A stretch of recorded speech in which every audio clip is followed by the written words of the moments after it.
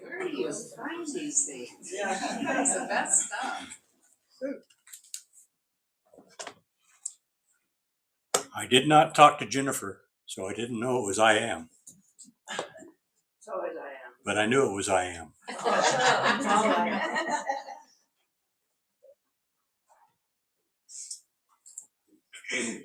Welcome to Facebook Live and YouTube to the Home Spiritual Center's Sunday service for January 20-something. 6th or 7th? Yeah, it's in there. It worked. 2024. Welcome. All right, get right into it and you'll see where I'm going. God, my tongue often gets ahead of my mind and heart. I am quick to speak, and I shudder to think of the many thoughtless things I have spoken in my life. I apologize for the words I have spoken in anger or in gossip. I need to be more aware when I am about to speak without thinking and to check with my heart. I wish to be slow to speak, to be a person full of loving words, full of spirit, overflowing with love and peace and patience, kindness, and above all, self-control. God, I apologize for the way I complain about my circumstances, for my bad attitude when things don't go my way. I need to face every problem with confidence, knowing that the I am that I am, which is in control, will chart the correct pathway to a solution. The pressures of life sometimes corner me, rendering me unable to move forward. 100 voices call my name and I feel paralyzed at times to answer, unable to decide when to turn, where to turn. God, help me not to quit, to keep on keeping on, and to find strength in that safe, secret place of the I am. I am weary and I don't see when this race will end in my life. I've been running forever, trying to outrun this nightmare and never succeeding. I know I keep trying to outrun my problems, never facing them. I know that nothing in this world can separate me from spirit. What I do not know is how to respond to the hate and deceit in our world today. I need a vision of what spiritual freedom looks like for me. I need to find that faith to believe in miracles. I need to be able to shrug off that which makes me tired. I wish to lose my taste for that which spiritually weakens me and acquire a taste for that which will spiritually strengthen me. So where are we? Where am I? I've said this before.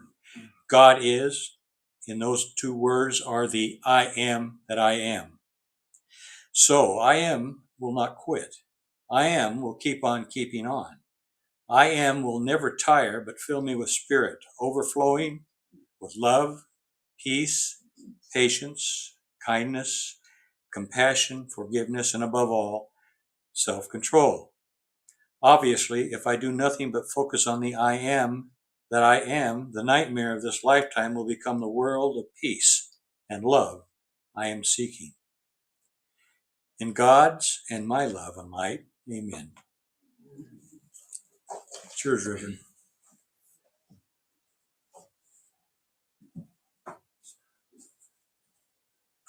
I love those synchronicities. Here in the chapel, we listened to a song, "I Am" by Fia. So that was perfect. Well, I'm glad to see all of you this morning. I'm glad that we got through the crummy weather and all that stuff, and everybody's safe and has power and is warm. And now we have this heat snap or something people are talking about. They're like, it's so warm. And I'm like, it's 50. Like, so anyway, I'm glad you're here. I often joke about when I'm having conversations, around spirituality that, this is probably going to be a talk someday, or someone will say, oh, put that in a sermon. That's a message. And I start noticing those conversations. I either note down or just kind of keep it in the forefront of my mind. And of course, it seems like the topic will come up more and more often. So recently, I've been having a lot of conversations about deconstruction, deconstructing religion, faith, or beliefs. And deconstruction is actually a term that's become increasingly popular And I haven't found a simple or a single definition for it. But in the 1960s, a French philosopher, Jacques Derrida, I had to break it down phonetically, began to advocate for an unorthodox philosophy of language and its relationship to our conceptions of meaning that he called deconstruction. So I found it pretty difficult to summarize, but in the context of religion, deconstruction is a critical dismantling of a person's understanding of what it means to be a Christian. So I'm going to read that again. Deconstruction is a critical dismantling of a person's understanding of what it means to be a Christian. So I want to preface this message just a little bit. I'm going to share a little bit of my own experiences and background just to create some context or structure. So I've shared this before. I didn't grow up with much religion or religious teachings when I was a young child. And I'd go to church. My Thea was Jehovah's Witness, and I'd go with her from time to time, or with some of my younger girlfriends. We'd go to Sunday school, or we'd show up at the carnivals, usually around Halloween. The fun things, right? And as a preteen, my parents joined a church. They became members of a church. And I was really excited at that time to be learning the things that I was learning. And I had a lot of questions. And I was always told, Jennifer, you just have to have faith. And I didn't even know what faith was then. I didn't even know what that meant. And as I moved through my teenage years and into young adulthood, I moved away from the church. And I'm not sure I don't think that was a conscious effort or decision initially. Then I began to live my life a little bit rough, and I definitely didn't want to step into a chapel or a church, because at that point I was sure I was a sinner. That's kind of what I was told.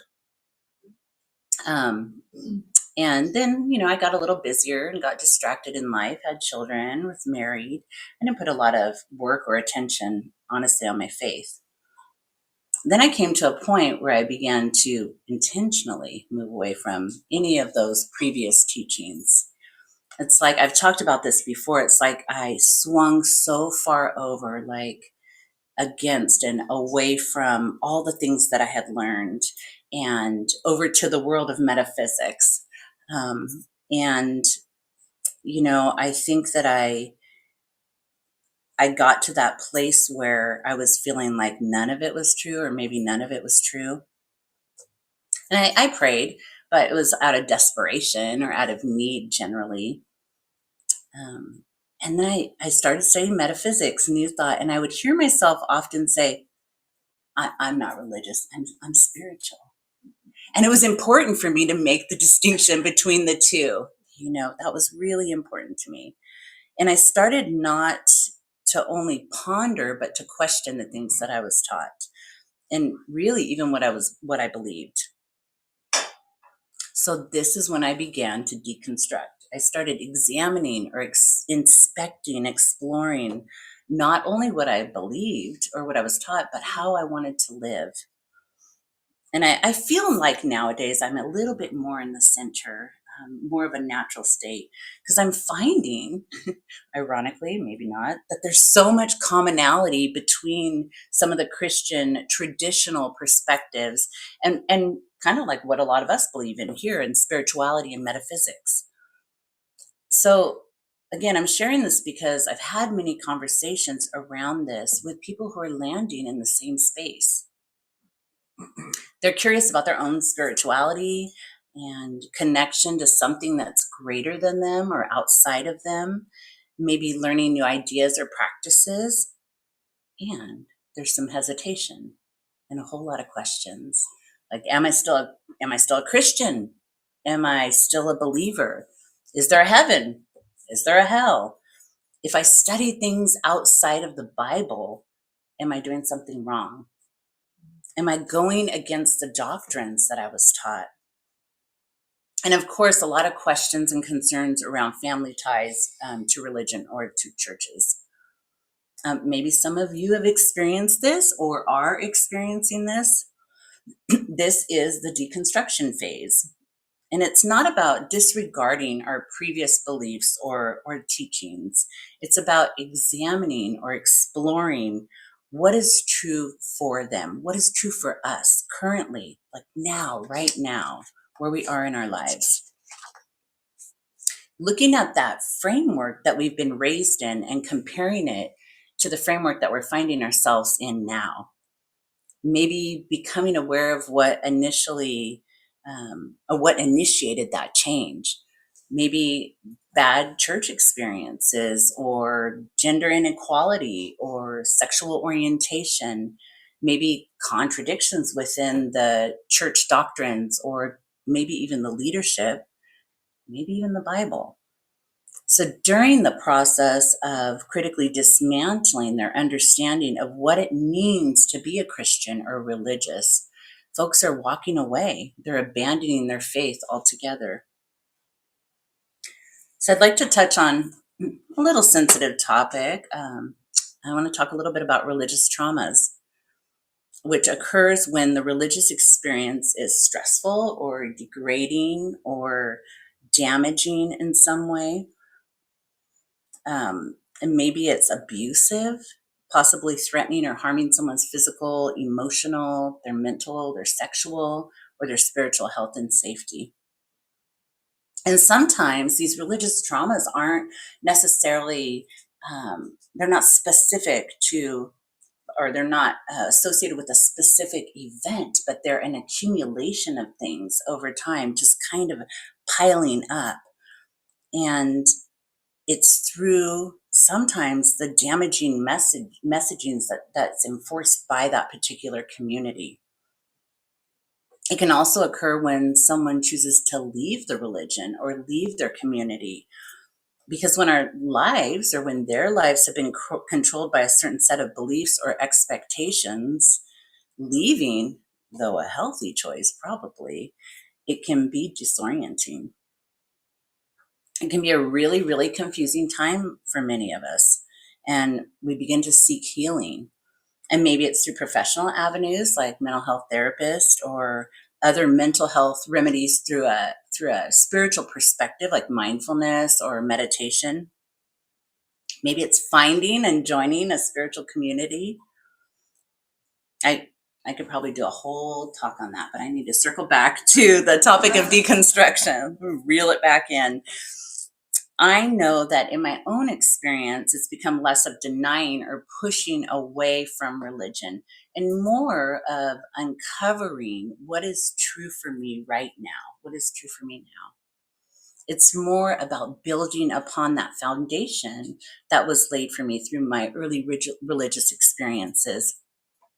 And I've talked about this before about building a framework or a structure on the foundation that I was given or that was shown to me.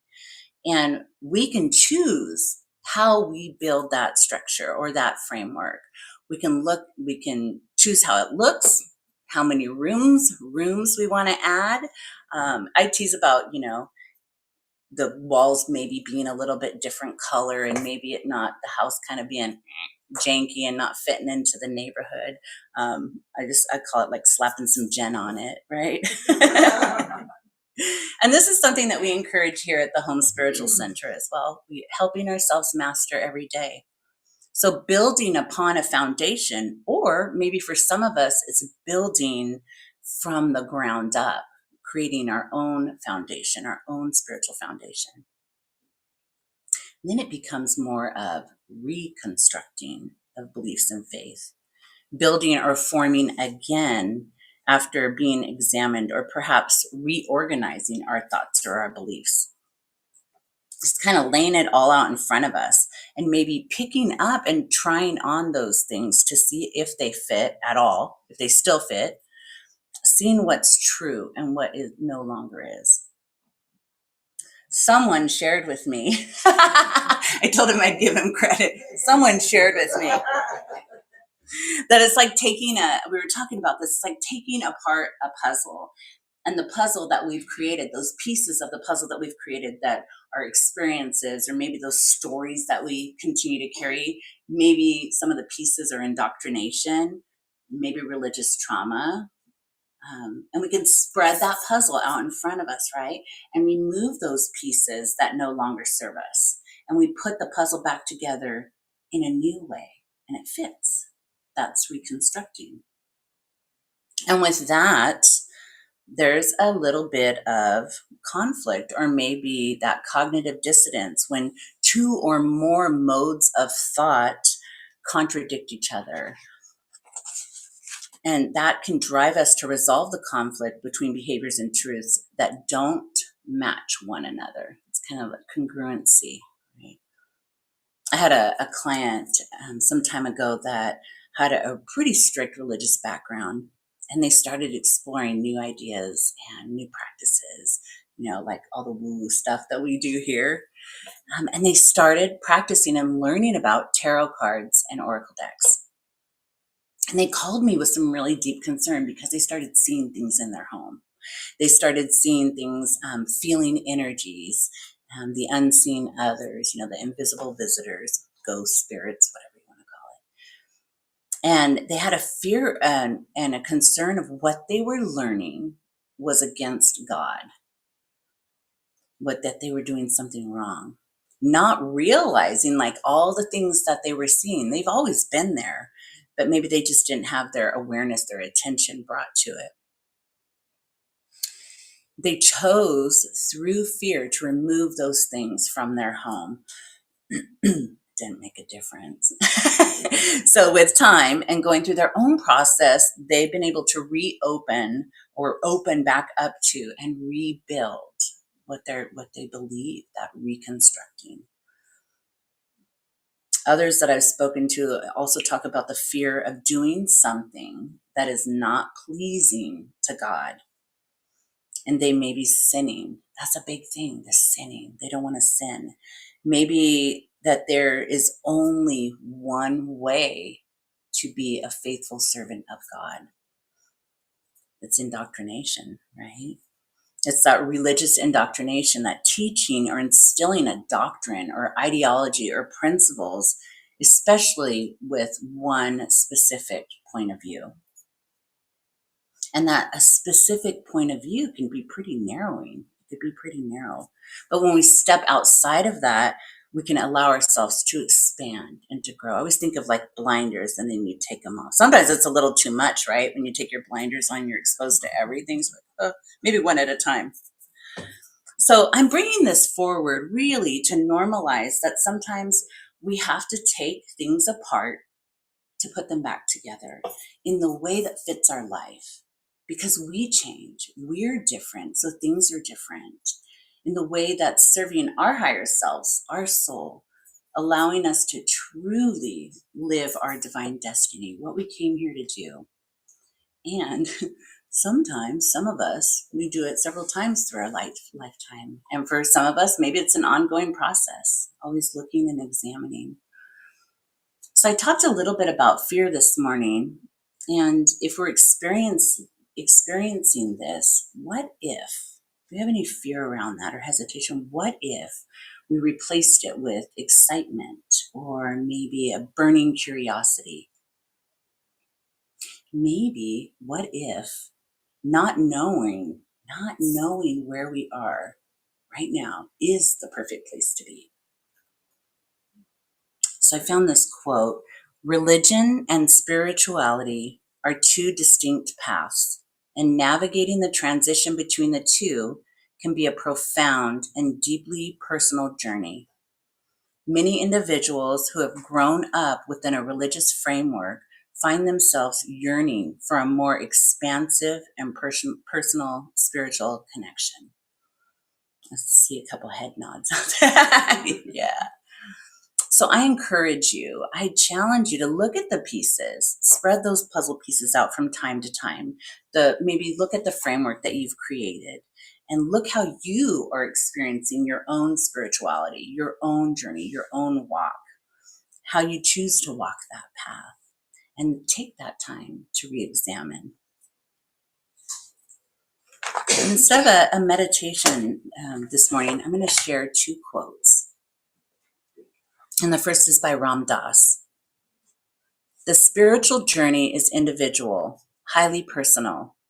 It can't be organized or regulated. It isn't true that everyone should follow one path.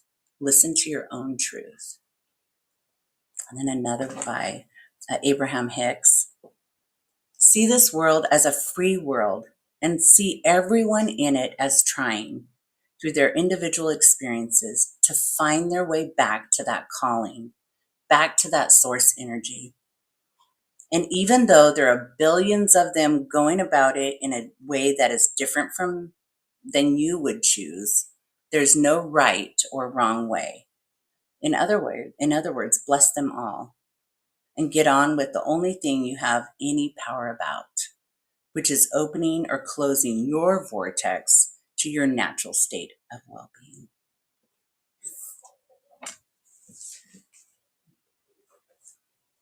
Okay. So now we're going to move into our offering portion. I always forget that piece. We were talking about it this morning. I'm like, write a note. I'm like, we have a whole sheet. I shouldn't forget that. So we're grateful for whatever you are able to give. And we just ask you to put that gift between your hands and really charge it up, love on it, knowing what you're able to give supports this center in so many ways. And we're so grateful to receive it. And we know that when we give, we also receive maybe 100-fold. All of that will come back to us and live an abundant life. And we are so grateful. We say this in love and light. Amen. I'm going to invite Mr. Walker back up. Thanks.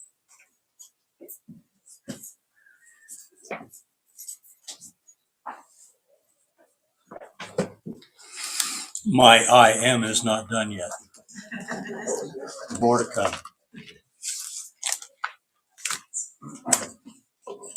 Closing statement is from the book Remembering Who You Truly Are. It's God's Day 13. I am. Let go of doing.